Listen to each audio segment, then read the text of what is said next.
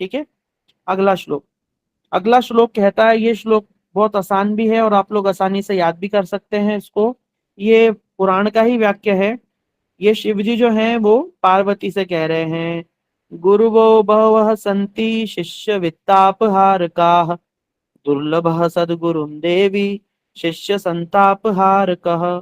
कह रहे हैं कि हे देवी, शिष्य की संपत्ति अपहरण करने वाले गुरु तो बहुत हैं, किंतु शिष्य का संताप नाश करने वाले सद्गुरु दुर्लभ हैं।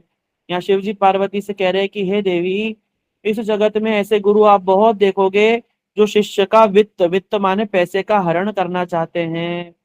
उनसे किसी ना किसी बहाने से पैसा रखवा लेते हैं, कभी इसके माध्यम से, कभी बोलते कि हम ये आश्रम बन रहा है, कभी बोलते ये, कभी बोलते वो, पर ना कोई भक्ति का ज्ञान देते, ना ही कोई भक्ति करवाते, ना ही कोई किसी प्रकार से उससे लहसन प्याज छुड़वाना, माने जीव का परमार्थिक उत्थान हो, इस पर उनका कोई लेना देना नहीं।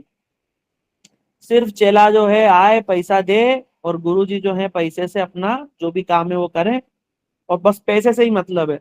तो जो इस प्रकार का गुरु है, जो शिष्य के वित्त से ही जिसको मतलब होता है, ऐसे गुरु तो कलयुग में बहुत मिलेंगे, लेकिन दुर्लभ सदगुरु देवी, लेकिन हे देवी, ऐसे सदगुरु बहुत ही दुर्लभ होंगे जो शिष्य संताप हार कह, जो शिष्य के संतापों का हरण कर लेगा। संताप माने आदि देविक, आदि भौतिक, आदि आध्यात्मिक तापों को हर लेगा।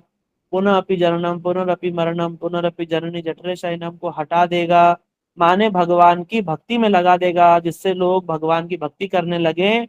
और भजित भजिते समय आसीनु, माने भजन करते करते करते करते धीरे धीरे धीरे त्रितापों से उठता हुआ और सभी प्रकारों के कलेशों से उठता हुआ अंत में भगवान के चरणों को प्राप्त कर जाएगा।